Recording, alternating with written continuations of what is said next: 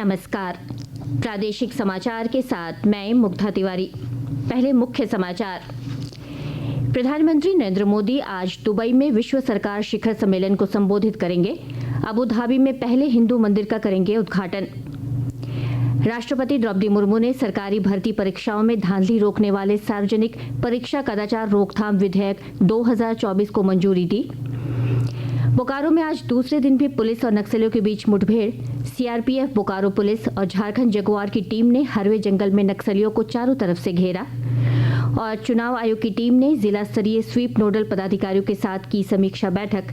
कहा, जिलों में हो रहे अच्छे कार्यों का करें अनुसरण। और अब समाचार विस्तार से। प्रधानमंत्री नरेंद्र मोदी आज दुबई में संयुक्त अरब अमीरात के उपराष्ट्रपति, प्रधानमंत्री और रक्षा मंत्री के साथ द्विपक्षीय बैठक करेंगे। बातचीत दोनों देशों के बीच साझेदारी और मजबूत करने पर केंद्रित होगी। प्रधानमंत्री नवाचारी मार्केट प्लेस भारत मार्ट का वर्चुअल माध्यम से शुभारंभ करेंगे।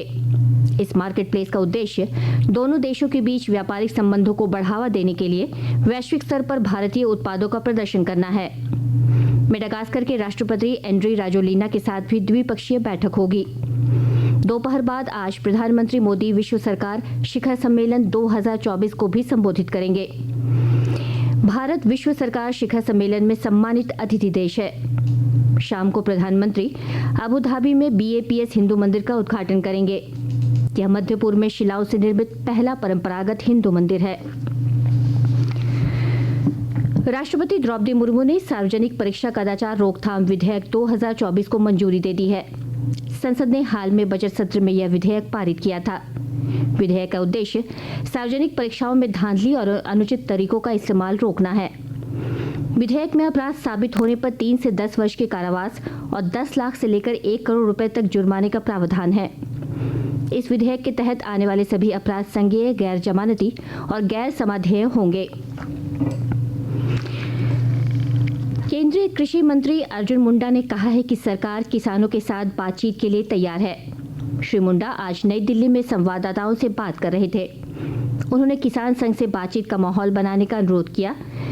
कृषि मंत्री ने किसान संघ से आग्रह किया कि आम लोगों के लिए कोई बाधा न खड़ी की जाए, क्योंकि इससे स्थिति और जटिल हो जाएगी। किसान संगठनों के साथ हम हमेशा रचनात्मक ढंग से, सकारात्मक ढंग से बात करने की जो कोशिशें हैं वो जारी रहेगी और हम बातचीत करने के लिए तैयार हैं।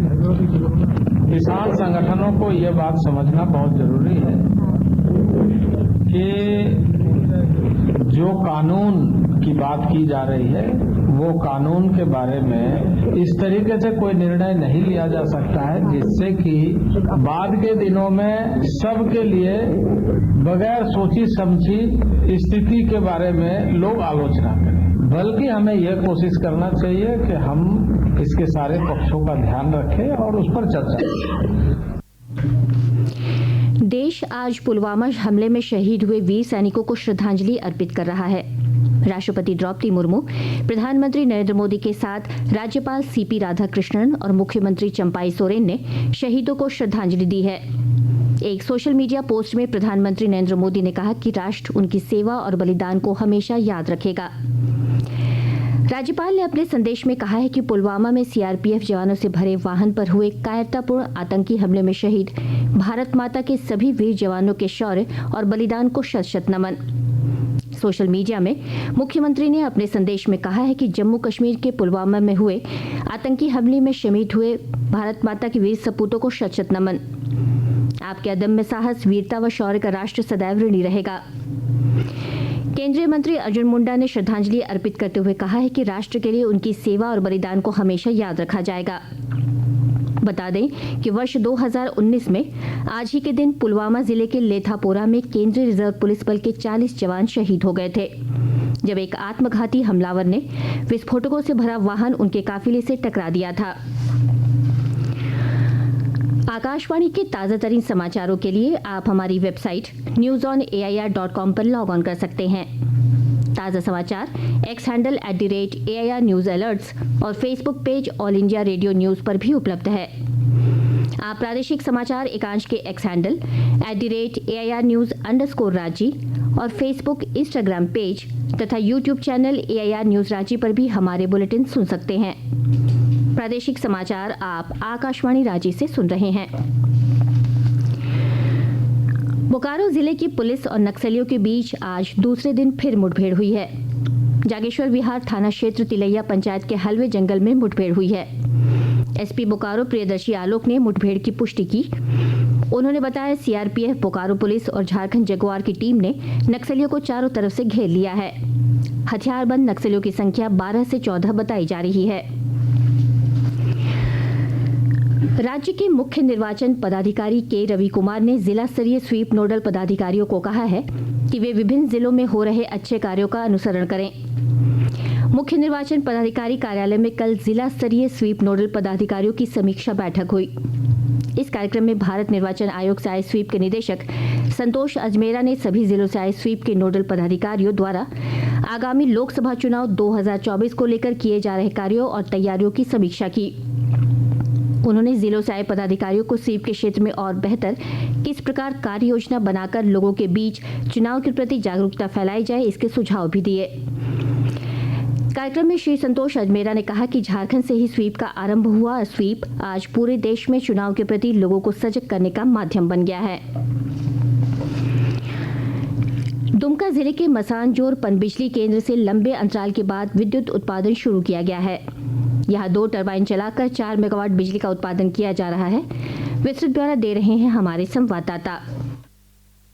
दुमका जिले की मसानजोड़ पनबिजली केंद्र से लंबे अंतराल के बाद विद्युत उत्पादन शुरू हुआ है। यहां 2 टरबाइन चलाकर 4 मेगावाट बिजली का उत्पादन किया जा रहा है। इस पनबिजली केंद्र से उत्पादित बिजली फिलहाल पश्चिम बंगाल के सिउड़ी को आपूर्ति की जा रही है। बिजली उत्पादन के लिए मसानजोड़ डैम से छोड़ा जा रहा पानी पश्चिम बंगाल के तिलपाड़ा बराज में संग्रहित किया जा रहा है। इस पानी का उपयोग सिंचाई के लिए किया जाएगा। हालांकि इसका लाभ अभी झारखंड को नहीं मिलेगा। अलबत्ता 600 क्यूसेक पानी निकासी किए जाने से डैम के निचले हिस्से में मयूराक्षी नदी का जल स्तर बढ़ गया है। RK नीरद, आकाशवाणी समाचार, दुमका। राज्य के जेलों में संविदा के आधार पर कक्षपालों की नियुक्ति होगी। इस संबंध में जेल IG सुदर्शन मंडल ने आदेश जारी किया है। जारी आदेश के अनुसार 150 भूतपूर्व सैनिकों को 1 साल के अनुबंध के आधार पर नियुक्त किया जाएगा। जरूरत के अनुसार इस अनुबंध को बढ़ाया भी जा सकता है। जारी आदेश के अनुसार 11 जिले में कक्षपालों की नियुक्ति होगी। जामताड़ा साइबर थाना की पुलिस ने करमाटांड़ थाना क्षेत्र में छापामारी कर 4 साइबर अपराधियों को गिरफ्तार किया है। पुलिस अधीक्षक अनिमेश नैथानी ने बताया कि इन अपराधियों के पास से 20 मोबाइल, विभिन्न कंपनियों के 30 सिम कार्ड, पासबुक और 2 मोटरसाइकिल बरामद किए गए हैं। उन्होंने बताया कि गिरफ्तार अपराधी बिजली बिल जमा नहीं करने पर बिजली का लाइन काट देने का मैसेज मोबाइल में भेजकर बिजली उपभोक्ताओं को अपना शिकार बनाते थे। राज्य समेत देश भर में आज वसंत पंचमी श्रद्धा, आस्था और उल्लास से मनाई जा रही है। इस अवसर पर ज्ञान, विवेक और विद्या की देवी मां सरस्वती की पूजा आराधना की जा रही है। राष्ट्रपति द्रौपदी मुर्मू, प्रधानमंत्री नरेंद्र मोदी के साथ राज्यपाल CP राधाकृष्णन और मुख्यमंत्री चंपाई सोरेन ने देशवासियों को वसंत पंचमी की शुभकामनाएं दी हैं। राष्ट्रपति ने अपने संदेश में आशा व्यक्त की कि श्रद्धा और समर्पण का यह उत्सव लोगों के जीवन में प्रसन्नता और समृद्धि लाएगा।